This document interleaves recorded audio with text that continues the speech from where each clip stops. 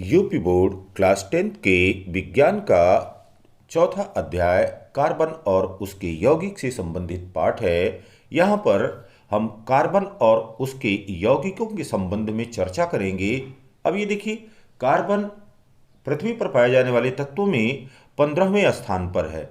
इसी प्रकार से यह वायुमंडल में 0.03% कार्बन डाइऑक्साइड के रूप में पाया जाता है। जब हम बात करते हैं कि यह अर्थ क्रस्ट में या पृथ्वी के भूपर्पटी में कितना पाया जाता है, तो यह 0.02% पाया जाता है। यह इसमें अर्थ क्रस्ट में कार्बोनेट के रूप में हो सकता है, हाइड्रोजन कार्बोनेट के रूप में हो सकता है, कोयला और पेट्रोलियम पदार्थों के रूप में हो सकता है। अब यहाँ पर देखिए बेटा, कार्बन यह यौगिक के रूप में भी हो सकता है और तत्व के रूप में भी हो सकता है। तो यह यौगिक और तत्व दोनों रूपों में पाया जाता है।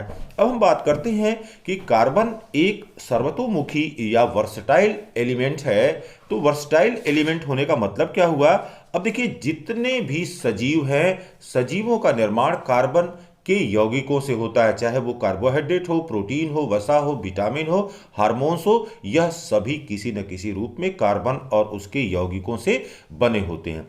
इसी प्रकार से हम अपने दैनिक जीवन में जो भी चीजें प्रयोग करते हैं वे कार्बन और उसके यौगिक से बने होते हैं, चाहे वह अनाज हो, दालें हो, घी हो, तेल हो, फल हो, सब्जी हो, इन सब में किसी न किसी रूप में कार्बन पाया ही जाता है। फिर तीसरी बात करते हैं ईंधन की या फ्यूल की। तो फ्यूल देखिए, पेट्रोलियम पदार्थ जितने भी है, डीजल है, पेट्रोल है, केरोसिन है, एलपीजी है, सीएनजी है, यह सभी कार्बन के यौगिकों से बने हुए हैं। इसी प्रकार से सफाई वाले जो भी पदार्थ हैं जिनका हम इस्तेमाल, साबुन का, डिटर्जेंट का, एंटीबायोटिक्स का, इन सब का इस्तेमाल जो हम अपने दैनिक जीवन में करते हैं, वह भी कार्बन और उसके यौगिकों से बने हुए हैं। तो अब ये कहने का मतलब है कि कार्बन और कार्बन के जो यौगिक हैं वो हमारे जीवन में महत्वपूर्ण स्थान रखते हैं। अब यहां पर देखिए, कार्बन का संकेत क्या होगा? कार्बन का संकेत यहां पर हम इसको C से प्रदर्शित करते हैं। फिर अब यह क्या होता है? 6C12 हो गया।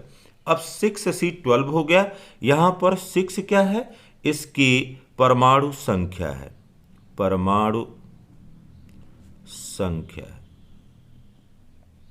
फिर यहां पर 12 क्या है? इसको द्रव्यमान संख्या कहते हैं। अब ये देखिए, अगर 6 का इलेक्ट्रॉनिक विन्यास हम करते हैं तो 6 का इलेक्ट्रॉनिक विन्यास करने पर यह 2 और 4 हो जाता है। इसलिए संयोजी इलेक्ट्रॉन यह कितना हो जाएगा? संयोजी इलेक्ट्रॉन यहां पर 4 के बराबर हो गया। अब संयोजी इलेक्ट्रॉन 4 के बराबर हो गया, इसका मतलब हो गया कि कार्बन की संयोजकता कितनी हो गई? कार्बन की संयोजकता यह भी 4 के बराबर हो गई और यह टेट्रावैलेंट हो गया। तो अब यहां पर देखिए बेटा, कार्बन की संयोजकता 4 है। इसका मतलब यह हुआ कि यह एक ही अथवा अलग अलग तत्वों के 4 परमाणुओं के साथ प्रतिक्रिया करके यौगिक बनाता है। एक ही अथवा 4 अलग अलग तत्वों के परमाणुओं से प्रतिक्रिया करके अब यह यौगिक बनाएगा। अब हम कार्बन में किस प्रकार से बॉन्डिंग होती है, क्या आबंधन होता है या किस प्रकार का सहसंयोजी आबंधन होता है, उस प्रक्रिया को समझते हैं। पहली चीज तो ये जानिए कि जितने भी परमाणु हैं सभी अस्थायी इलेक्ट्रॉनिक विन्यास प्राप्त करने के लिए बंध बनाते हैं। सभी परमाणु उनके सबसे जो नजदीकी अक्रिय गैस के इलेक्ट्रॉनिक विन्यास है उसी को प्राप्त करने के लिए बंध बना करके यौगिक बनाते हैं। अब कार्बन के बाह्यतम कोश में 4 इलेक्ट्रॉन हैं, तो यह उत्कृष्ट गैस या इनर्ट गैस या अक्रिय गैस की संरचना प्राप्त करने के लिए 4 इलेक्ट्रॉन प्राप्त करके अथवा 4 इलेक्ट्रॉन खोने की आवश्यकता इसको होगी, तभी इसमें बॉन्डिंग होगी। अब कार्बन के बाह्यतम कोश में 4 इलेक्ट्रॉन है, तो क्या करेगा वह 2 तरीकों से इलेक्ट्रॉनिक विन्यास प्राप्त कर सकता है, अस्थाई इलेक्ट्रॉनिक विन्यास जिसको कहते हैं। तो पहली बात तो ये हो सकती है, देखिए यहाँ पर कार्बन को हमने देखा यहाँ पर कि यह 6C12 है और इसका इलेक्ट्रॉनिक विन्यास 2 और 4 है। तो पहली दशा ये हो सकती है कि वह इलेक्ट्रॉनों को खो करके, यहां पर जो बाह्यतम कोश के 4 इलेक्ट्रॉन हैं, इन इलेक्ट्रॉनों को खो करके वह अस्थाई इलेक्ट्रॉनिक विन्यास को प्राप्त करे। अब यहां हम देखते हैं कि इलेक्ट्रॉनों को खो करके या बाय लूजिंग 4 इलेक्ट्रॉन किस प्रकार से यह बना सकता है या इसमें क्या बाधाएं हैं, क्या दिक्कतें हैं, उसको समझते हैं। यहां पर देखिए कार्बन अपने बाह्यतम कोश में, यहां पर इलेक्ट्रॉनिक विन्यास इसका 2 और 4 है, इसके K सेल में 2 इलेक्ट्रॉन है और L सेल में यहां पर 4 इलेक्ट्रॉन है।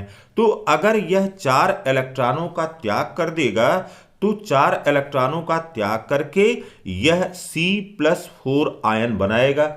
अब यहां पर देखिए क्या दिक्कत है इसमें या क्या परेशानियां हैं इसमें। पहली चीज तो इन 4 इलेक्ट्रॉनों को इस कक्षा से निकालने के लिए काफी ऊर्जा की आवश्यकता होगी, और जब यह 4 इलेक्ट्रॉन यहां से, मान लीजिए आपने ऊर्जा इसको दे दिया और यह 4 इलेक्ट्रॉन यहां से निकल गए, तो बाह्यतम कक्षा में केवल 2 इलेक्ट्रॉन देखिए यहां पर रह जाएंगे। और जब केवल 2 इलेक्ट्रॉन रह जाएंगे तो इस नाभिक में या इसका जो केंद्रक है, इस केंद्रक में 6 प्रोटॉन हैं। तो अब ये देखिए इस स्थिति में क्या होगा, नाभिक में 6 प्रोटॉन हैं और बाह्यतम कोश में केवल 2 इलेक्ट्रॉन हैं। और होगा क्या इससे, इन 2 इलेक्ट्रॉनों द्वारा इन 6 नाभिक के प्रोटॉनों को बांध करके रखना असंभव हो जाएगा और यह कार्बन का नाभिक टूट जाएगा। अतः ये क्या होगा, इस प्रकार की दशा नहीं हो सकती है कि कार्बन अपने चारों इलेक्ट्रॉनों को त्याग करके और C+4 आयन बना ले और नजदीकी अक्रिय गैस की या उत्कृष्ट गैस की अस्थाई संरचना को प्राप्त कर ले। अब यहां पर हम देखते हैं कि इलेक्ट्रॉनों को प्राप्त करके किस प्रकार से यह अपनी अस्थाई इलेक्ट्रॉनिक विन्यास संरचना को पूरा कर सकता है। अब मान लीजिए कि इस कार्बन एटम को कहीं से 4 इलेक्ट्रॉन प्राप्त हुए। अब 4 इलेक्ट्रॉन जब इसको प्राप्त होंगे, देखिए पहले इसका इलेक्ट्रॉनिक विन्यास था 2,4, K सेल में 2 इलेक्ट्रॉन थे और L सेल में यहां पर 4 इलेक्ट्रॉन है। और जैसे ही 4 इलेक्ट्रॉन इसको कहीं बाहर से प्राप्त हो जाता है तो कार्बन की कक्षा में अब जो L सेल है इसमें देखिए 4 इलेक्ट्रॉन और आ गए और K सेल में 2 इलेक्ट्रॉन है। तो कुल इलेक्ट्रॉनों की संख्या कितनी हो गई, कुल इलेक्ट्रॉनों की संख्या 10 हो गई।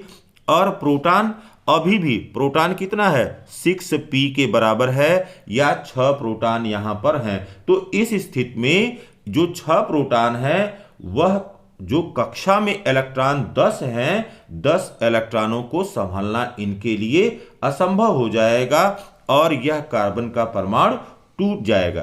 तो हम ये देख रहे हैं कि न तो इलेक्ट्रॉनों का त्याग करके न तो कहीं से इलेक्ट्रॉनों को ग्रहण करके यह आबंध बना सकता है। तब क्या होगा, अब यह जो बाह्यतम कोश के इलेक्ट्रॉन हैं वह बाह्यतम कोश के इलेक्ट्रॉन इसके संयोजी इलेक्ट्रॉन हैं और केवल यही प्रक्रिया, न तो यह त्याग करके न तो यह ग्रहण करके, केवल और केवल साझेदारी करके। तो यहां पर केवल साझेदारी की प्रक्रिया होगी। इसी साझेदारी की प्रक्रिया के द्वारा ही इस समस्या को सुलझाया जा सकता है। जो यह इलेक्ट्रॉनों के खोने और इलेक्ट्रॉनों को ग्रहण करने की प्रक्रिया है वह दोनों कार्बन के साथ संभव नहीं है।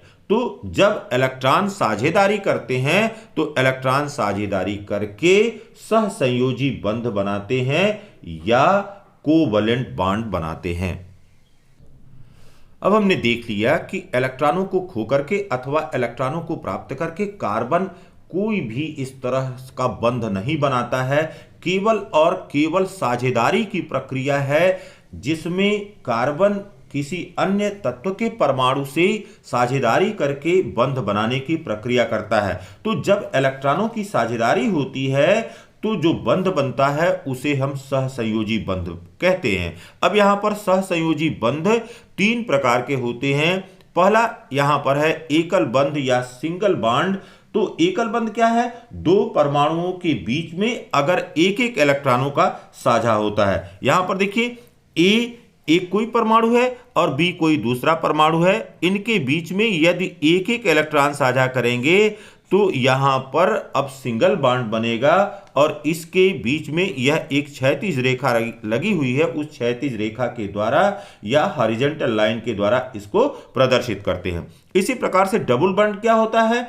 2 इलेक्ट्रॉन का, जो 2 भिन्न परमाणु हमने लिए हुए हैं वह 2 भिन्न परमाणु 2 इलेक्ट्रॉनों का अगर साझा करते हैं तो 2 इलेक्ट्रॉनों का साझा करने पर यहां पर डबल बॉन्ड बनता है या द्विबंध बनता है।